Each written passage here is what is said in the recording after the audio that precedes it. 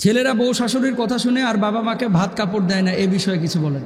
বউ শাশুড়ির কথা শুনে বাপ মাকে ভাত দেয় না, এই সন্তান আমি বলবো যদি বউ শাশুড়ি সত্যিকার অর্থে মিথ্যা বলে তাকে কান ভারী করে বাপ মার থেকে দূরে সরায়, তাহলে ওই ছেলের বউ শাশুড়ির আগে ছেলের দোষ আগেই আমি দিব। কারণ হচ্ছে ওই ছেলে হিজড়া, কথা কয় না। ও ছেলে কি বেটা, তোর ব্যক্তিত্ব নাই? তোর শাশুড়ি তোরে কান পড়া দিলে তোর বাপ মার ব্যাপারে তুই তদন্ত করবি না? তোমার বউ এসে তোমার বললা আর তুমি সেট করে উঠলা, তোমার বাপ মা তোমার জন্য কম পরিশ্রম করে নাই। শ্বশুর শাশুড়ির হক অবশ্যই আছে, বউয়ের হক অবশ্যই আছে, কিন্তু বাপ মাকে নেগলেক্ট করে না। আমাদের বাংলাদেশের যুবকদের একটা সমস্যা, সুন্দরী বউ পাইলে বুড়া বাপ মারে ভুলে যায়।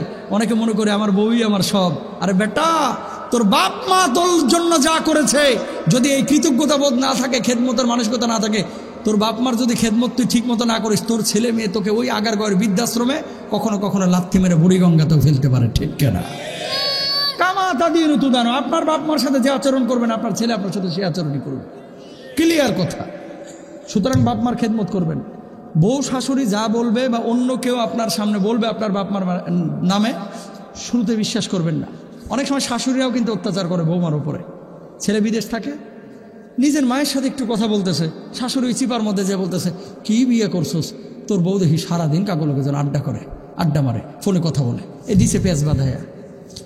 শাশুড়িদেরকে বলবো বেটার বউকে নিজের মেয়ের মতো মনে করবেন, তাহলে কোনো ভুল ধরা পড়বে না চোখে, ঠিক কেনা? আর বেটার বউকে বলবো তোমার শাশুড়িটাকে নিজের মায়ের মতো, এই শ্বশুরটাকে বাপের মতো মনে করো। আর আমাদের শাশুড়িরা নিজের মেয়েকে রাজকন্যার মতো দেখতে চায় আরেক বাড়িতে, আর বেটার বউকে দাসীবাদীর মতো আচরণ করে, ঠিক কেনা? সুতরাং বেটার বউকে নিজের মেয়ের মতো আমরা মনে করবো ইনশাআল্লাহ। স্ত্রী যদি বাপের বাড়িতে বেড়াতে যায়, তার স্বামী তখন বলল তুমি 2 দিনের মধ্যে চলে আসবে, না হলে তুমি তালাক, এগুলো করবেন না, এগুলো জুলুম। অনেক সময় ওই যে যৌতুক দেয় নাই, আর বাপের বাড়িতে যাবি না, যদি বাপের বাড়ি গেছস তুই তালাক। কেন? শ্বশুর বাড়ির টাকা পান না, এর লেগা? খবরদার, এগুলো হারাম, এগুলো করবেন না। কোনো বউকে আটকাবেন না, তার বাপের বাড়িতে কেন রাখবে না? আপনি করবেন, এগুলো করবেন ইনশাআল্লাহ। স্থানীয় নির্বাচিত জনপ্রতিনিধিরা বিভিন্ন ভাতা, কার্ড, টিউবওয়েল ইত্যাদি দেওয়ার নামে 5-10 হাজার টাকা নিয়ে থাকেন। প্রশ্নোত্তরে তারা বলেন নির্বাচনের অনেক টাকা খরচ হয়েছে তাই নিচ্ছি। এই সম্পূর্ণ এই টাকাটা হচ্ছে একটা অবৈধ টাকা। রাষ্ট্র তো আপনাকে নির্ধারণ করে দেয়নি। রাষ্ট্র যদি নির্ধারণ না করে, কোনো চেয়ারম্যান, কোনো এমপি, কোনো মেম্বার এটা খাইতে পারবে না, এটা তার জন্য হারাম। কথা বলেন না কেন?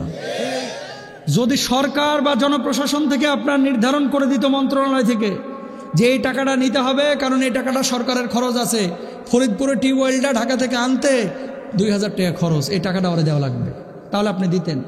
আর নির্বাচনের খরচ কি খরচ আমরা বুঝি না? রাতের অন্ধকারে যে 500 করে টাকা দেয়, আর চাচার দাড়ি লাড়ে, কয় কাকা কোনোবার তো দেখলেন না, এবার একটু আমার দিকে নজর রাখেন। কাকাও মনে মনে বলতেছে বাজান তুমি তো আমার কলিজার বাম পাশে আছো, তোমারে না দিয়ে কারে দেবো? আর একজন আইছে, হেরে কয় তুমি তো ডান পাশে। আরেকজন আইছে, হের কাছেও খাইছে 500। এক রাত্রে 3 জনের কাছে 1500। কাকা সকালবেলায় মুসকি মুসকি হাসে আর পান খায় আর পাচা খাত যায়। কথা কন না কেন? এরকম লোক আছে না নাই? যারা এরকম টাকা দিবে, টাকাগুলো নিবেন, নিয়ে বাইরের গরিব মিসকিনকে দিয়ে দিবেন, আর ওই হারাম করকে জীবনও ভোট দিবেন না, ইনশাল্লাহ বলেন না?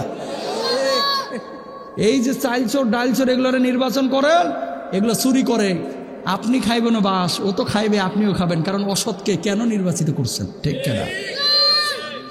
আসসালামু আলাইকুম।